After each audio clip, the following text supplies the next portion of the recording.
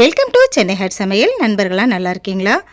எல்லோரும் எப்படி இருக்கீங்க? மகிழ்ச்சியாக இருக்கீங்களா? இன்றைக்கி நம்ம நல்ல ஒரு சூப்பரான மீன் வறுவல் தான் பார்க்க போகிறோம். மசாலா நம்மளே ரெடி பண்ணிடலாம்ப்பா. மிளகு சீரகமும் சேர்த்து 1 ஸ்பூன் அளவுக்கு நான் போட்டிருக்கேன். கருவேப்பிலை ரொம்ப ரொம்ப முக்கியம் இந்த மசாலா தயார் பண்ண. கருவேப்பிலை கொஞ்சம் சேர்த்ததுக்கப்புறம் கொத்தமல்லி இலை கொஞ்சம் சேர்த்துக்குங்க. காரத்துக்கு ஏற்ப வரமிளகாய் சேர்த்துக்கணும். மீன் நான் 2 மீன் தான் பெரிய மீன் எடுத்திருக்கேன். அதிகமாக இருந்தால் நீங்கள் அதிகமாக சேர்த்துக்கலாம். இப்போ புளி கொஞ்சம் சிறிதளவு சேர்த்துக்குங்க. 5 பல்லு உரித்த பூண்டு சேர்த்துக்குங்க. சிறிதளவுக்கு இஞ்சி. இந்த அளவு நீங்கள் பார்த்து வச்சுக்கிட்டு இதே போல் அரைச்சி நீங்கள் ஸ்டோர் பண்ணி கூட வச்சுக்கலாம்.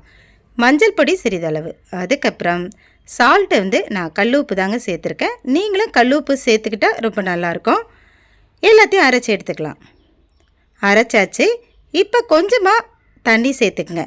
கொஞ்சம் அரைச்சதுக்கப்புறம் கொஞ்சம் தண்ணி சேர்த்துட்டு ஆயில் சமையல் ஆயில் ஒரு 1/2 ஸ்பூன் அளவுக்கு இதில் சேர்த்துடுங்க. இந்த மசாலா ரொம்ப ரொம்ப டேஸ்டியாக இருக்கும். இதை நீங்கள் தயார் பண்ணி கண்ணாடி பாட்டிலில் போட்டு ஃப்ரிட்ஜில் வச்சு நீங்கள் யூஸ் பண்ணிக்கலாம். எண்ணெயும் தண்ணியும் சேர்த்ததுக்கப்புறம் மறுபடியும் ஃபைனாக அரைச்சி எடுத்துக்கங்க. மீன்லாம் சூப்பராக க்ளீன் பண்ணியாச்சுங்க. என்ன முழுசாக இருக்கே, சுத்தமாக க்ளீன் பண்ணியிருக்காங்களா அப்படின்னு நீங்கள் நினைக்கிறீங்களா? நல்லா சுத்தமாகவே க்ளீன் பண்ணியாச்சு. ஹோல்ஸ் எல்லாம் போட்டாச்சு. முழுசாக பொரிக்கும்போது ரொம்ப ரொம்ப அழகாக தெரியும் மீன்.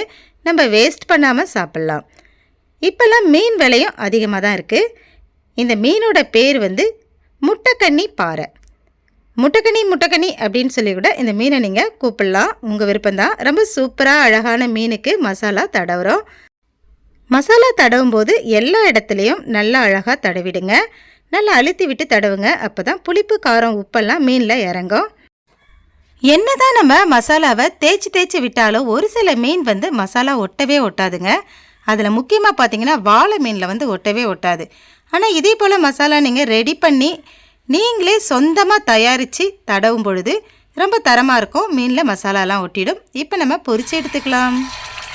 மீனை எண்ணெயில் போட்டவுன்னு கேட்குற இந்த சவுண்டே பசியை தூண்டிடுங்க.